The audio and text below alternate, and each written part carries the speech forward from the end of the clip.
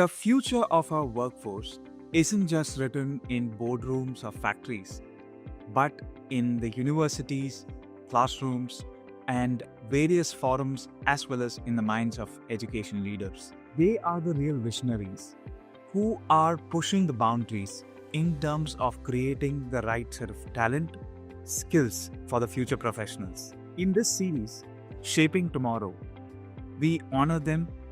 We speak to various vice chancellors, deans, academic heads, and career services heads to understand how they are reshaping the higher education landscape and creating the future talent workforce. Join us as we uncover how they are transforming higher education to meet the needs of tomorrow, because shaping minds today means shaping the future workforce, one that is ready for the challenges of tomorrow. This is not just a conversation about education. This is a conversation about the future. And in this inaugural series, we cover the Middle East region, starting with the United Arab Emirates. Welcome to Shaping Tomorrow by Board Infinity. Welcome, Dr. Faten, to Shaping Tomorrow by Board Infinity. Thank you very much for having me. We are at the beautiful campus of Ain University, Abu Dhabi campus, and your role as a strong leader in the higher education space in the Abu Dhabi region has been phenomenal. Today, you are leading the College of Engineering team as a deputy dean, and it's an honor and a pleasure to have you in this videocast/podcast. It will be great to have an introduction about you by yourself. Thank you very much. Thank you very much for having me today. And my name is Faten Kharbat, and I am professor in artificial intelligence, computer science, working on some health applications and working on some AI-related health application, health informatics, generally speaking. I did my bachelor degree in University of Jordan. That was way back. Anyways, and I did my master degree there as well in University of Jordan. I had the opportunity to have a scholarship for my PhD in University of West of England in Bristol, UK. So I went there from 2003 until 2006. I came back and pursue my work as assistant professor in University of Zarqa, which is also in Jordan. At 2010, I moved to UAE for family reasons, and I stayed until now. In Ain University, I was appointed first at 2012 as a faculty member, assistant professor as well. I moved to my associate professor in 2014 and to my professorship last year. In Ain campus, we do have two campuses, campus in Ain and campus in Abu Dhabi. Abu Dhabi campus was a small campus inside Abu Dhabi, and then we built a bigger campus 2016. So we moved all to the big campus, and then we opened many other colleges than before. We opened the College of Pharmacy, we opened the College of Engineering in Abu Dhabi campus. They were opened in Ain campus, but in Abu Dhabi they were not yet. And then we started our journey. I started my journey in Ain University as a deputy dean for the College of Engineering since 2016. Since then, we started I will say we started a little bit small with 4 programs, and then we are growing up to have cybersecurity as a new program, and we have civil engineering as a new program as well. We are planning for multi of new programs and master degree programs within the coming year or two, inshallah. So we are doing good. Great, awesome. On that note, since you've spoken a little bit around the programs, what are the demographics of the students studying here? In terms of, do we have more of the local population? Do we have folks from outside, studying in the institution as well? It's interesting, actually, the demographic in the university. Now, we do have the demographic in the Ain University Abu Dhabi campus as a whole, and we do have our demographic as College of Engineering. In the College of Engineering, we do have almost 30% of our students as local students. We do have the others as international.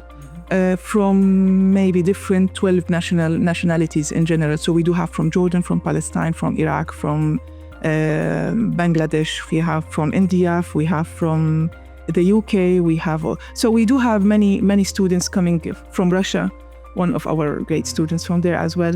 So we do have many nationalities and,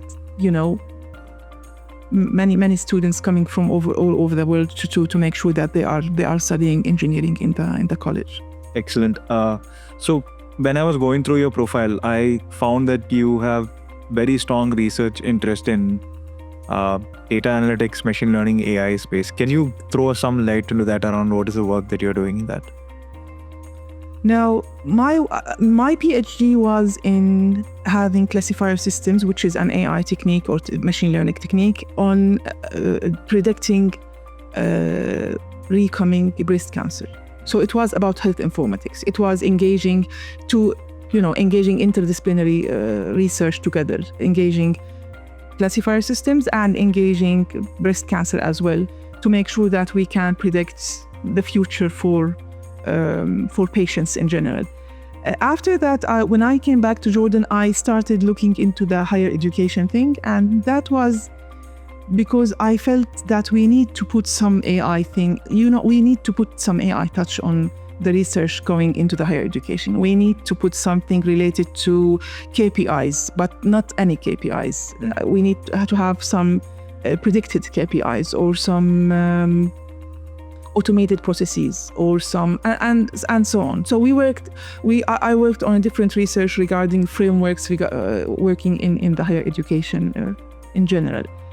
When I come here to the UAE, I also worked on some related higher education research, but I focused on multi-interdisciplinary research, putting business accounting, for example, into blockchain and into metaverse and into... So this was beyond engineering and more into the business side, okay? It is more in the business side from their side, but it is more in the AI side from my side. So I was working on, for example, drones with auditing, or metaverse with auditing, or automating internship for accounting students.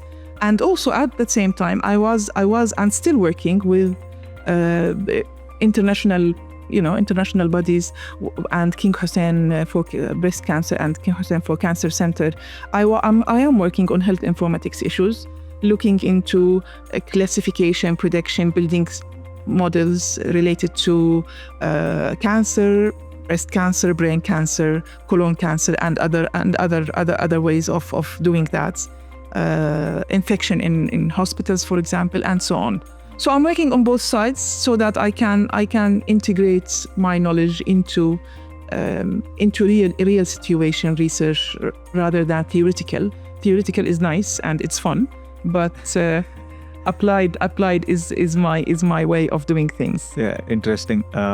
So there's a lot of talk around AI, personalization, and I think merits are being discussed. There are demerits being discussed also.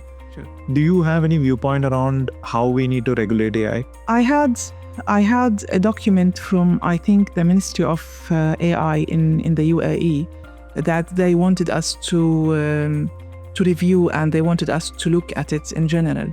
Now, honestly speaking, regulating AI is the same. It's not yet very clear.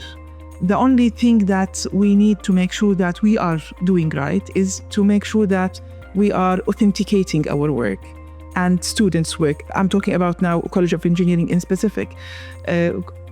Regulating the work of students, helping students to gain skills rather than knowledge. Of course, knowledge, again, we need them to gain knowledge, but also we need them to gain the skill to have that knowledge later on. Regulating them into the kind of law thing is not yet clear. No. Got it. So coming back to your research interest, I see that you also have views into the quality of higher education, right? And there's some area where you have developed some papers and research interest around that. And it's a topic very dear to our company, myself. What are your views on that and the quality of higher education? What is that you see that we need to improve the quality?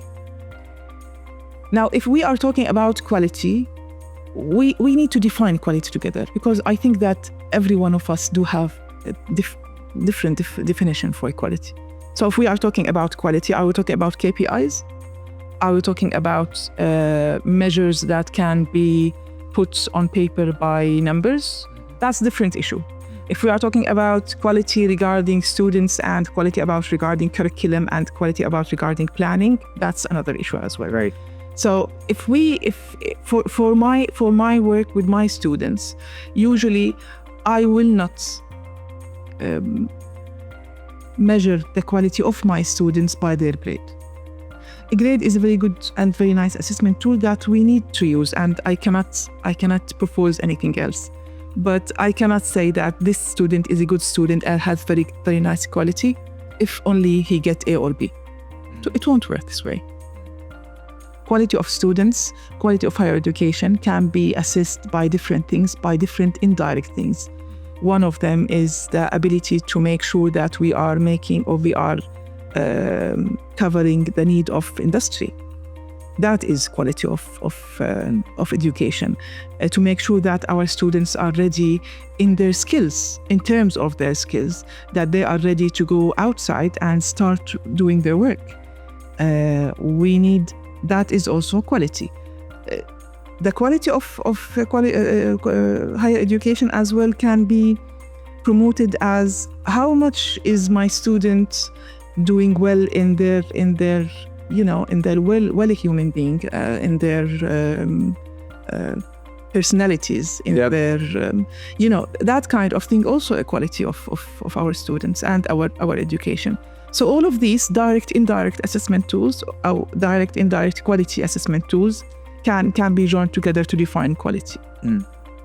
That's true. So on that note, you'll be looking at creating new programs, and there are existing new academic programs right now.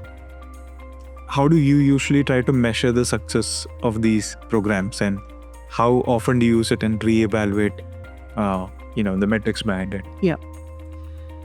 Now, reevaluation is happening at all time. We have at the beginning of our semester, during our semester, and at the end of our semester.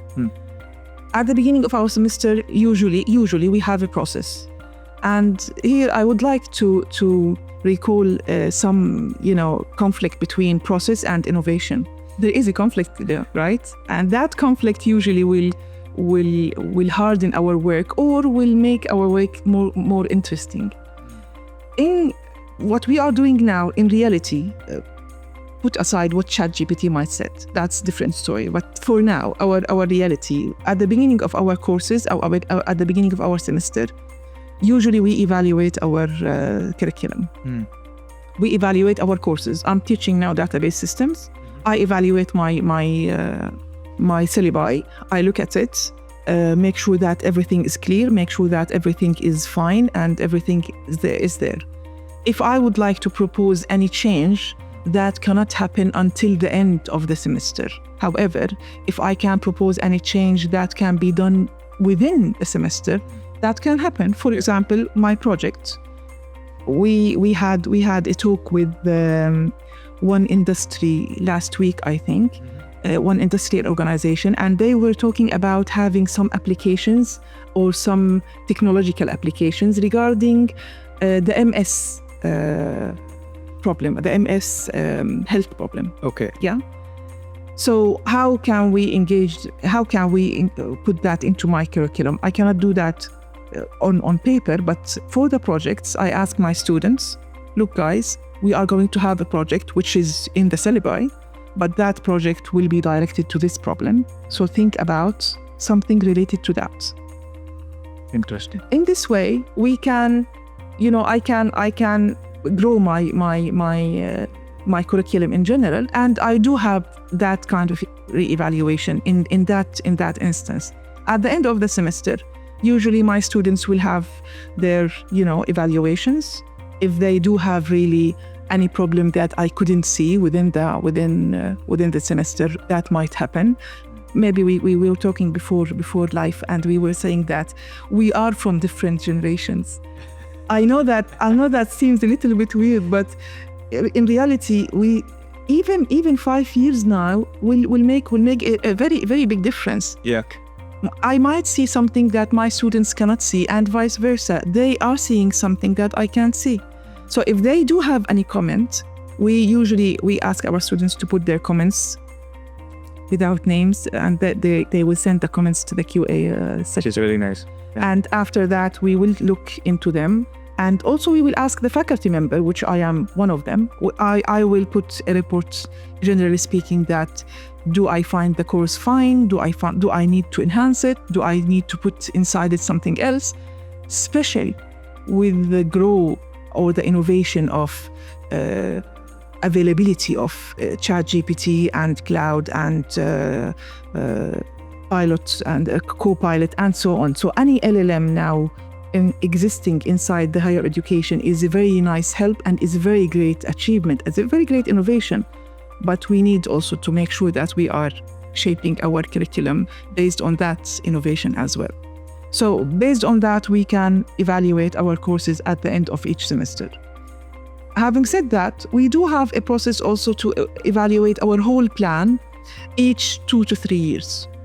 Okay. Each 2 to 3 years, we are sitting all together, the management, the program directors, the dean, the QA, even some industry partners as well from the industry, our student from the internship, some of our alumni. We are sitting together in a very nice meeting. We will have dinner after that. We will discuss things related to our curriculum and our plan, if there is something that we need really to put in or to take out. And we did some good, we did some good we did some good evaluation, and we did some good modifications to our computer science plan, for example, which will help, I believe, our graduates later on to make sure that they can fit into the new era of technological innovation. Interesting. And you spent good time in 3 regions, Jordan, then you studied in the UK, and you right now in UAE, right? I'm sure those experience would have shaped, but can you compare the educational system slightly between all these 3 regions, and what have you tried to imbibe from that and put into practice? Oh, interesting. In terms of what? In terms of could be curriculum, in terms of could be best practices, in terms of probably you would have learned that maybe we should not do this and maybe we should do this for the curriculum that is required in the region here. So usually, for example, I have a certain viewpoint on that. There are certain things that could be done in the career services in this way. And then the question is about educating the folks to tell that this is a way to do it. So like that, have you learned from these different systems? And now maybe again we talk about different generations, because when I was studying bachelor degree in Jordan University and a master degree in Jordan University, in bachelor I was not an A student at all. I didn't want to be. Okay. I couldn't be. I didn't want to be. I didn't try to be as well. In the master degree, it was a little bit different. I loved machine learning and AI. I loved parallel computing. They were my best subjects that really I got. I believe that I remember I got the A, and I was proud of it, because really I loved that piece of computer engineering and computer science. From there, I learned that it's not about having the knowledge, it's about having the skills. Right. Now, why I'm saying about different generations, because at that time, at my study in bachelor, it was about marks. It was about memorizing. Of course, I learned a very good thinking skills there, and I learned a lot from my professors and my environment. It was a very nice place to learn and to have to grow your habits and skills. However, the system was different that time, and by different means that I believe that at the beginning, at the first year of going into the college, I just heard about internet and how we can use the internet and so on. So you can see the difference between that time and this time. In the UAE, it was really a mind-blowing experience because everything is available at the university. Any paper I need is there. However, again, I need to get the paper, I need to read the paper, I need to summarize the paper, and that kind of things that shape my attitude, my behavior, my personality. I don't think that students should do that now, even if that was beneficial for myself at that time. But now, it's different. It won't work. However, I can answer you from a different perspective. It's not about three different places. I can answer you from, for example, the conferences that I went to within the last 3 or 4 years. We had last month, we had a conference here about digital health. I was handling the organization, and I was working with the best professors in the UK and Saudi Arabia and Turkey and Jordan and did I say UK? I said. Yeah. And the UAE, surgeons and doctors and some experts in the health industry, talking to them, looking at what really they need from technology is different of what was I thinking. It's different, totally different. We were talking about how it's difficult for them to automate some tasks that I told them that's easy. But what about prediction? They say we have that. Put that aside. We need something else. So their needs were not met because we couldn't have that conversation before. We had conferences for computer science. We had conferences for doctors and health professionals. And we had, again, one conference for business. But we don't have that interdisciplinary connection between all of us in the same place, in the same time, and everything.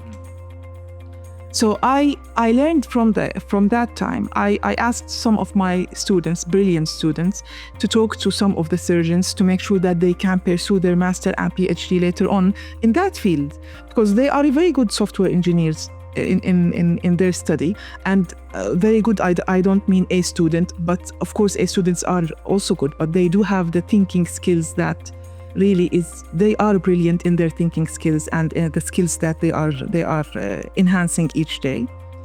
And then I told them, just connect with that surgeon and see how you can put that idea into real work, and then we can all of us benefit from that.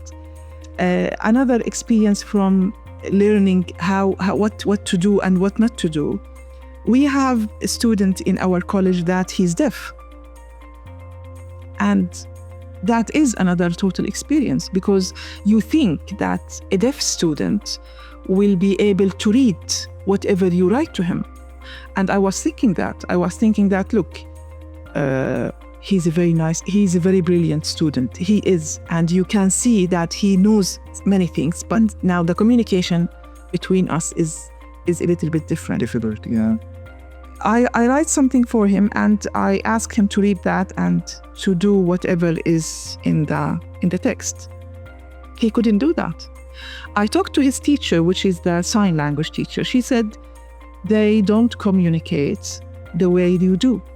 They need special communication, wording, and to put words in a different way than you think you should. I was thinking, I'm again in block number 0. That needs a really good effort from all of us. That we need to communicate more, and we need to see what really we need. Last year we had also a conference. Now, Ain University will host almost 2 conferences each year in a different disciplines, and they sponsor maybe 2 or 3 outside, which is in Croatia, in Spain, in different regions, in Jordan sometimes. So it's a different regions for the conferences. Usually we send our our faculty member. We do as well. We send some of our students there just to communicate with other people, to see what are the good practices they are doing, what are the bad practices they are doing that we shouldn't do. Did you ever think that we always only document the good experiences and we don't document the bad experiences? And that means that I need to repeat that bad experience because you didn't document it, right? Yeah. In conferences, that communication will solve that, much of that problem. So in conferences, in professional development events, in workshops, and that kind of thing, I believe that will really tell us, or will help us in a way that to see what kind of things we can do, we should do, what kind of things we shouldn't do. Before 1.5 years, I think, before 3 semesters, we welcome a group of engineering students from the US. They were from different disciplines.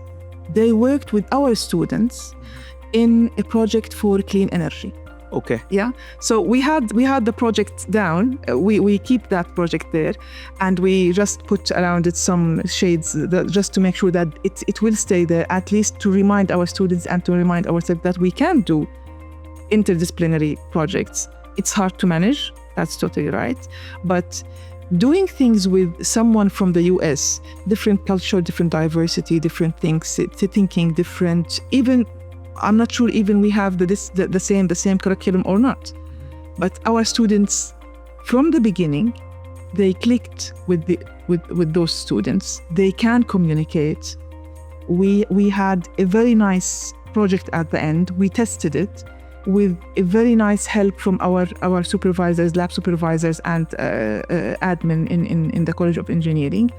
And that shaped a lot later on for our projects. We do have, in the College of Engineering, we do have a capstone project for students that they should do. So we agreed later on that any capstone should have that interdisciplinary touch in it. Great. Awesome. So I think you are an extremely passionate educator.